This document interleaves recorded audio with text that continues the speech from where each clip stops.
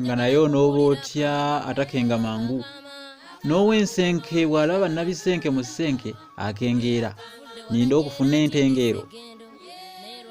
Naye obwekiro bwakujuukirira bw'omujuukirira, mukoko nti kokoola ng'olya.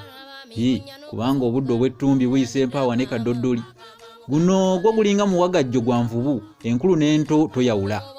Naye nze endoddo y'entaseesa, munnange kanjiwagike njiyegeekereze ku mukindo.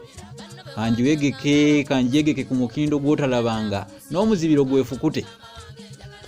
Olwo nno ndyoke ngalule bulungi eyannabezisa nsesebule. Era bwe wabaawo omuwooza kibuno abagulizibweko, munnange bitigi bino ow'ekyejo awenyezebweko. Era mu mukomeko si kubanga ate munnange tweraba munda okufiira ow'enkomeko oba ow'eggoogo. Omanyi bw'owulira munnange, bw'owulira emperanga y'amasajja kubanga kibuye w'abakazi, era otyamu. Oteekeddwa okwegendereza kubanga obumalirivu bwa mulyankabire munnange bumuleetera okubiisana.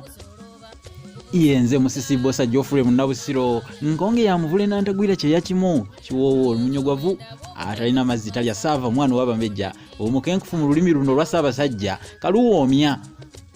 Era Ssaabasonyiwa luwo mu nsona lulimi eno ey'ekinini empomera ennyera enyumira abantu okwetooloola ensi eno yonna.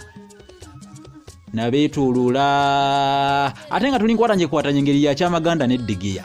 Twenkanyenkanye ebbuzu n'empumu, twenkanyenkanye ng'owebbanga ayimbula embuzi oba ayimbula ennyana. Bannange bwe nabasomesa gye buvuddeko ku kyalo ekyatuumisa Nnyendo oba lwaki Nnyendo bamutuuma Nnyendo, abantu bangi mwawuniikirira ne bantegeeza nti ffe tubadde bannamasaka naye ebintu tubadde omwana enzaalwa ez'omu Nnyendo ngano ye mu butuufu nzaalwa ate enkulize zeeyo naye nga n'ekigambo Nnyendo tamanyi lwaki ekyalo bakituuma Nnyendo. Ne mbanyonyera ku kabira k'emisaali kano mukategeera. Kati lwaliro kambabuulira ate ku mugga ogwabeeranga e Masaka eyo ogwamiranga abantu wagumanyako. Munnabusiro bino byensaggula kalira tuula, tolinda lugembya kukalira nga tolina kyofunyeemu okujjako nga gwe nnyini ng'oyagala okutaataaganyizibwa.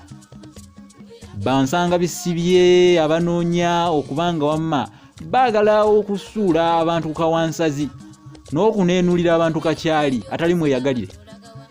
Omugga baguyita gambuuze. Omugga guno munnange gwa byafaayo nnyo. Era kyagutuumisa gambuuze kubanga gwabuuzanga abantu abaguzeeko nga bangi nti nga muli bameka. Wabangawo empabati eyogerwako esabalira mu Luwero, munnange amangu ddala nga yansima tutesimba kigambo ku mannyo. Munnange neegamba nti tuli tuti nga gwogumirako begumizeeko.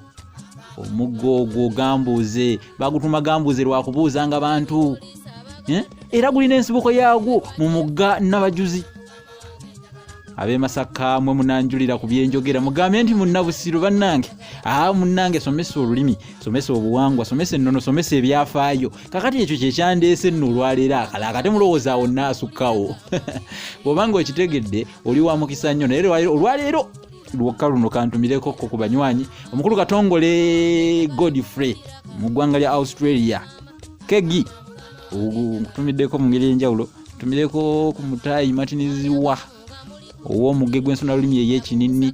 Tumireko ow'ekitiibwa Nalungo Olivia. Tumireko omukyala maaso malungi Nabukenya Hawa abadde lumubala embiriizi yayogererako naye waasula emabegakaawo. Ate ntumireko kojjange SK Ndawula wano Mpumalanga mu ggwanga lya South Africa bambi naye mu butuufu akubaza ku magye ezipapala takyaziyinza ng'olabye n'omutaka w'ettanda we yakukyalidde bannange. Kakati ate ekiyinzi kisesebe ekirwala bato kyazzeemu n'engeri y'omutaka oli omutaka owengeye Kasujja. Munnange katukusabire osobole okuba ng'osuuka. Ow'ekitiibwa Nalungo Olivia naye emabegakaawo munnange yalumbibwa omutaka w'engeye naye ate ye n'anywerako ku kiwotono neera akuba bulatti. Kale abange omuyizi saanya ayigga olwereere naye ebyo mubitegedde kale nze sijja kutta mpomo kasita mubiwulidde ebyo akabinda obutabinda kabeera ateeka erinda bizibu. Mukkirize kimu nti bw'olya ku kirungi okimala, bw'ofumbirwa atakkuta toyaya lusuku, enkulukuku teyeeyita lusozi, emperekeze tefuuka nnyini ddya, ate omumizi si yakulira olujjuliro. Kakati kiki kye nandibadde njogire okusingako awo ng'ebisinga obukulu ebyandeese mbibagambye. Omusomesa Buyondo Christopher mpozi nkutumiddeko n'abalasangeyo mwenna ebulasangeyo awo. Kitegeeza omulasangeyo yenna mutumidde mu kanyomero kano ku luno sisosodde. Era mbagaliza ekiseera ekirungi mwenna kaneetegule si kubanga ngwa ku kyebambe oba namudaala nga neeswalinga.